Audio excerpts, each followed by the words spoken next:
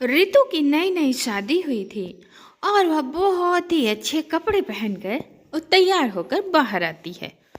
और जब रितु की जेठानी मुस्कान उसको इतना सजा धजा देखती है तो उसके पास जाकर कहती है, अरे रितु, क्या बात है? आज तो तुम बहुत अच्छी लग रही हो। कहीं जाना है क्या? अरे नहीं दीदी, आज वो मेरी रसोई की पहली रस्म है ना, इसलिए मैंने सोचा थोड़ा अच्छे से सब कर देती हूँ। हाँ वो तो है, ये तो तुमने बहुत अच्छा किया। पर क्या है ना रितु, तुम्हारा सूट और ये साड़ी मुझे बहुत अच्छी लग रही है। मेरा और तुम्हारा साइज तो एक ही है, शायद तुम्हारा ये सूट मुझे भी आ जाएगा। हाँ हाँ दीदी, क्यों नहीं। आप और हम ज़्यादा कोई मोटा पतला थोड़ी है, एक जैसी साइज है तो ज़रूर आ जाएगा। तो क्या आपको ये सूट चाहिए क्या? ओ हाँ रितु, वो क्या है ना, मैं ज़्यादा कपड़े पहनती नहीं हूँ। मुझे तुम्हारा ये सूट बहुत अच्छा लग रहा है और हमारी तुम्हारी साइज में कोई फ़र्क भी नहीं है, हम एक जैसे मोटे पतले हैं। तो अगर तुम मुझे अपना ये सूट दे देती तो। अरे मैं वापस कर दूंगी बाद में। अरे क्या दीदी, आप भी ना कैसी बातें करती हैं। आपके और मेरे कपड़े अलग थोड़े ना हैं। आपका जो जी चाहे जब जी चाहे और जो पसंद आए आप मेरे कपड़े पहन सकती हैं। मैं भी ये सूट चेंज करके आती हूँ। हाँ हाँ ठीक है। अब रितु झट से कमरे में जाती है और सूट बदलती है और वो वाला सूट लाकर मुस्कान को देती है। फिर मुस्कान कमरे में जाती है और वो सूट झट से पहन लेती है। और सूट पहनने के बाद मुस्कान बहुत अच्छी लगती है क्योंकि ये सूट उसको पूरा फिट आता है। फिर सूट पहनने के बाद मुस्कान रितु के पास जाकर कहती है, अरे रितु, देखो ना ये सूट कितना अच्छा लग रहा है, मुझ पे जच रहा है ना। लगता है ये मेरे ही लिए बना है। अब तो हमारी तुम्हारी खूब बनेगी क्योंकि तुम्हारे सारे कपड़े मुझे जो फिट आ जाएंगे।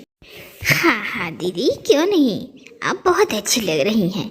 और आगे से भी आपको मेरे जो भी कपड़े पसंद आए ना तो आप ले सकती हैं, इसमें पूछने की कोई ज़रूरत नहीं है। आखिर हम दोनों एक ही घर की बहुएं हैं ना। अब इतना कहकर रितु ने तो जैसे मुस्कान को सह दे दी। अब आए दिन मुस्कान रितु के कपड़े पहन लेती। फिर ऐसे ही ये सिलसिला चलता रहता है। जब कुछ दिन बीत जाते हैं तो ये बातें धीरे धीरे रितु को अब खटकने लगती हैं। अब उसे ये पसंद नहीं आता था। फिर एक दिन मुस्कान रितु के पास जाकर कहती है, अरे रितु, अभी कुछ दिन पहले मैं और तुम्हारे भैया एक सूट लाकर तुम्हें दिए थे ना, ग्रीन कलर वाला, तो वो ज़रा मुझे देना। मैं आज अपने मायके जा रही हूँ ना, तो मैं सोच रही हूँ वही सूट पहनकर चले जाऊँ। लेकिन दीदी वो सूट तो मेरा बिल्कुल नया है ना, फिर मैं आपको कैसे दे दूँ? आपके पास तो और भी कपड़े हैं ना, उनमें से कुछ पहन लीजिए। अरे हाँ रितु, कपड़े तो हैं मेरे पास, पर तुम्हारे कपड़े ना मुझे बहुत अच्छे लगते हैं। और तुम्हारे कपड़ों की फिटिंग मुझ पर जो आती है ना कि क्या ही कहना। अब दे भी दो ना, इतना भी क्या पूछना। नहीं डालूंगी कहीं फोटो बस। दीदी मुझे देने में कोई दिक्कत नहीं है, पर आपने अभी पहले वाले कपड़े भी नहीं वापस किए हैं और आपने मेरा नया वाला सूट ले रही हैं। मैं आपको अपना कोई पुराना सूट दे देती हूँ। अरे बहुत अच्छे अच्छे हैं, मैं अभी देती हूँ आपको। उनकी भी फिटिंग बहुत अच्छी है दीदी, वो भी आपके ऊपर बहुत अच्छा लगेगा। चाहिए तो मुझे वही वाला था, मैं दूसरा लेकर क्या करूँगी। क्या ऋतु, जो पसंद आया वो तो दे नहीं रही हो और दूसरे सूट देने के लिए तैयार हो। मैं दूसरा सूट लेकर क्या करूँगी? वैसे भी मेरे पास बहुत सारे सूट हैं, मैं उन्हीं में से कुछ पहन लूँगी। अरे नहीं दीदी, ऐसी बात नहीं है, आप बुरा मत मानिए। मैं एक काम करती हूँ, मैं निकाल कर दे देती हूँ, आप प्रेस करके पहन लीजिएगा। और मुस्कान जो है देवरानी थी और रितु जेठानी, मतलब कि मुस्कान बड़ी बहू थी और रितु छोटी बहू। इसीलिए मुस्कान इस बात का फ़ायदा उठा रही थी और मुस्कान रितु के सारे कपड़े हड़पने लगी। फिर ऐसे ही ये सिलसिला चढ़ने लगा। फिर ऐसी नौबत आ गई कि रितु को अपनी ही जिठानी से अपने ही कपड़े मांगने की नौबत आ गई।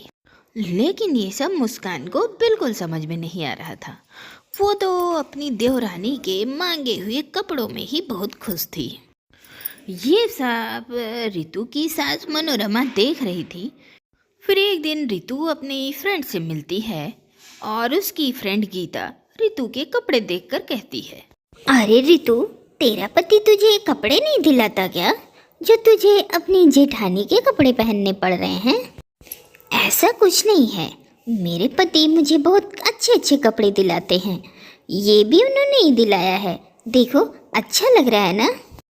अरे चल चल, झूठ मत बोल, मुझे बेवकूफ़ मत बना है कुछ भी। अरे मैंने कुछ दिन पहले देखा था तेरी जेठानी को तेरा ये वाला सूट पहने, और तू बोल रही है कि तेरा है, अपनी जेठानी से मांग कर पहन कर आई है और झूठ बोल रही है। अरे नहीं नहीं गीता, मैं झूठ नहीं बोल रही हूँ, ये मेरा ही है। वो क्या है ना कि मेरी जेठानी को मेरे कपड़े ज़्यादा अच्छे लगते हैं, मेरी फिटिंग उनको ज़्यादा अच्छी बैठती है, इसीलिए वो मेरे कपड़े पहन लेती हैं। बाकी ये सूट मेरा ही है, मैं झूठ नहीं बोल रही। क्या करूँ गीता, मैं तो खुद परेशान हो जाती हूँ। अब कैसे मना करूँ, कुछ कहते भी नहीं बनता। मेरी जेठानी है, पता है, मेरे सारे सूट लेकर अपने पास रख ली हैं, वापस ही नहीं किया अभी तक। तेरी बात सच हो या झूठ हो, पर मुझे सच नहीं लग रही है, क्योंकि तेरी जेठानी तेरे कपड़े क्यों मांगेगी, वो तुझसे बड़ी है। कोई अपनी देवरानी से मांग के कपड़े पहने, ऐसा हो ही नहीं सकता। अब गीता की बात रितु को बहुत बुरी लगती है और रितु फिर वहाँ से चली जाती है। अब रितु का क्या था, उसके सारे दोस्त और उसके आसपास के लोग भी देखकर यही कह रहे थे कि रितु अपनी जेठानी से कपड़े मांगकर पहनती है। ऐसे ही मुस्कान रितु के रोज कपड़े पहनती और रितु कुछ बोल नहीं पा रही थी। फिर ऐसे ही एक दिन मुस्कान रितु के कपड़े पहनकर खाना बना रही थी। फिर जिसे देखकर रितु की सास मनोरमा आती है। अरे बहू, ये तो रितु के कपड़े हैं, तू क्या रितु के कपड़े पहनी है क्या? हाँ माँ जी, ये रितु का ही है। वो क्या है, रितु के कपड़े मुझे ज़्यादा अच्छे लगते हैं और उनकी फिटिंग मुझे फिट आती है। फिर मैं सोच रही हूँ कि जब मुझे रितु के कपड़े अच्छे लग रहे हैं, फिट आ रहे हैं, तो मैं अपने कपड़े क्यों पहनूं?